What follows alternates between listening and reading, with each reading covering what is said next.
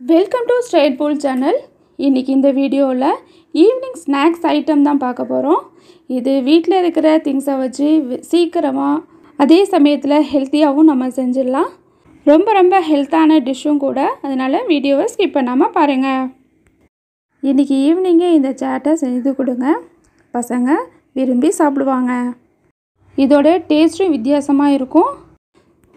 வாங்க எப்படி செய்யலாம் அப்படிங்கிறத பார்க்கலாம். 2 பெரிய சைஸ் வெங்காயம் இதே மாதிரி நல்லா பொடியாக கட் பண்ணி சேர்த்துக்கலாம்.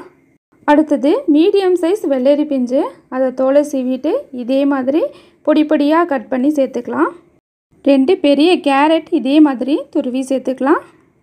1/4 கப்பு இந்த மாங்காய் துருவலை சேர்த்துக்கலாம். அடுத்தது பெரிய சைஸ் தக்காளி விதை இல்லாமல் கட் பண்ணிவிட்டு இதே மாதிரி சேர்த்துக்கலாம். தேவையான அளவு உப்பு, தேவை ஏற்பட்டதுன்னா கரம் மசாலா சேர்த்துக்கோங்க. பீஸாவுக்கு மேலே தூவுற சீசனிங் இதை 1/4 டீஸ்பூன் சேர்த்துக்கலாம். அடுத்தது காரப்பொடி சேர்த்துக்கலாம். அடுத்தது கொத்தமல்லி கட் பண்ணி சேர்த்துக்கலாம். மாங்காய் சேர்த்துருக்கேன், அதனால் சாட் மசாலா சேர்க்கலை. மாங்காய் சேர்க்கலைன்னா சாட் மசாலா சேர்த்துக்கோங்க. அவ்வளோதான். இதை நல்லா கலந்து விடுங்க.